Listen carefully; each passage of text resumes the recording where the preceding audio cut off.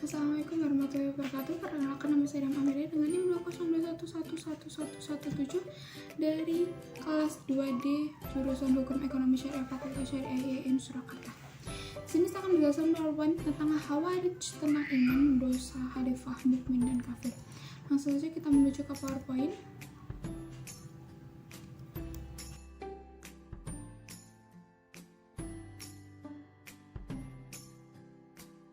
Pengertian Khawarij. Secara etimologi, Khawarij berasal dari bahasa Arab, yaitu kharaja, yang berarti keluar, muncul, timbul, atau memberontak. Secara terminologi adalah suatu sekte atau kelompok aliran pengikut Ali bin Abi Thalib yang keluar meninggalkan barisan karena ketidaksepakatan terhadap keputusan Ali yang menerima arbitrase atau tahrim. Dalam hal ini bisa disimpulkan bahwa Khawarij adalah setiap orang mukmin yang ingin keluar dari kesatuan umat Islam.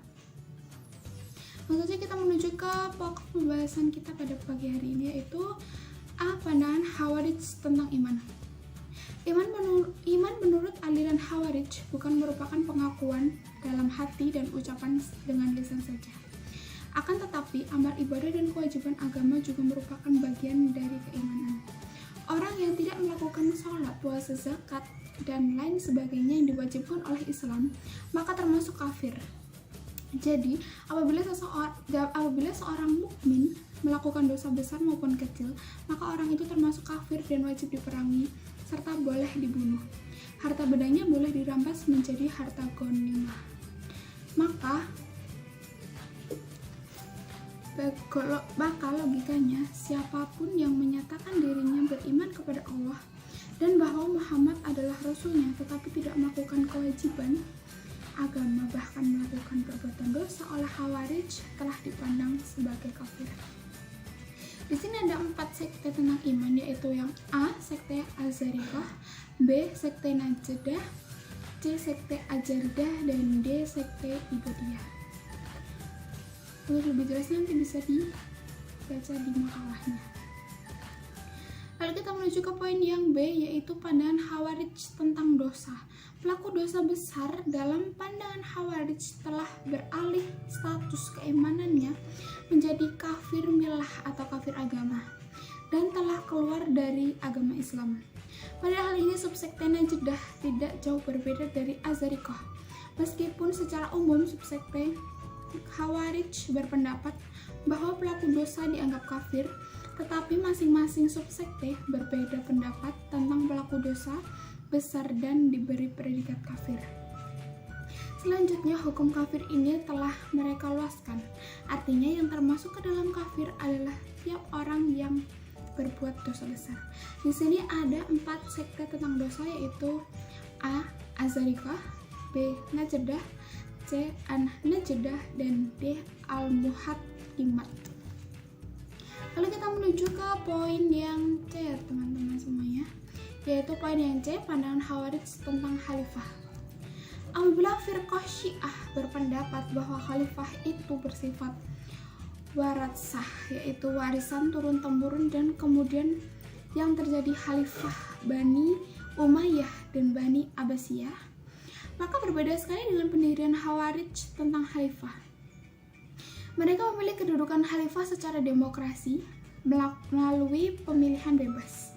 Menurut Sunni khalifah haruslah seorang penguasa berwatak baik dan mempunyai kesanggupan untuk mengurus negara dan memimpin umat.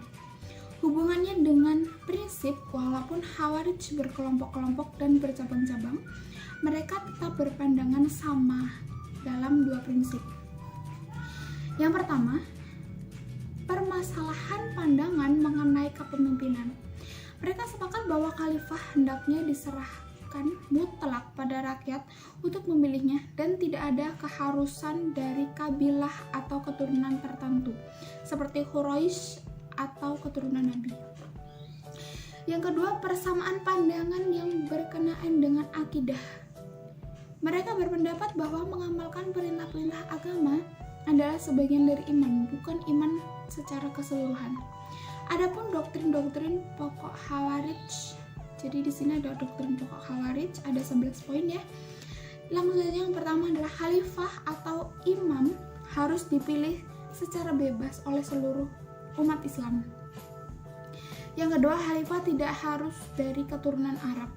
Dan demikian, setiap orang muslim berhak menjadi khalifah apabila sudah memenuhi syarat.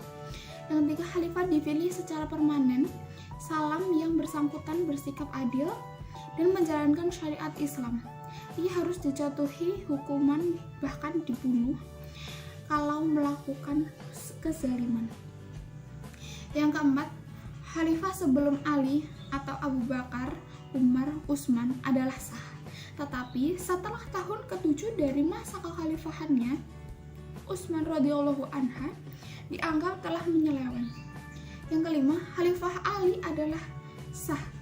Tetapi setiap terjadi arbitrase atau tahrim dianggap telah menyeleweng. Yang keenam, Muawiyah dan Amr bin As serta Abu Musa al-Asy'ari juga dianggap menyeleweng dan telah menjadi kafir. Yang ketujuh, seseorang yang berdosa besar tidak lagi disebut muslim sehingga harus dibunuh. Lalu yang ketujuh, setiap muslim harus berhijrah dan bergabung dengan golongan mereka. Bila tidak mau bergabung, ia wajib diperangi karena hidup dan dari Alber atau negara musuh, sedangkan golongan mereka sendiri dianggap berada dalam dar Islam atau negara Islam. Lalu kita menuju ke poin yang 9 adalah seorang muslim menghindar dari pimpinan yang menyeleweng. 10. Adanya wa'ad dan wa'id atau orang yang baik dan orang yang baik harus masuk surga sedangkan orang yang jahat harus masuk ke dalam neraka. Lalu kita menuju ke poin yang terakhir, yaitu poin 11. Manusia bebas memutuskan perbuatannya, bukan dari Tuhan. Lalu kita menuju ke poin yang D, yaitu pandangan Khawarij tentang mukmin dan kafir. Ini adalah poin terakhir ya teman-teman. Di sini Khawarij memiliki 3 prinsip ideologi, yaitu 1. Mengkafirkan manusia karena dosa-dosa besar yang tingkatannya di bawah dosa syirik.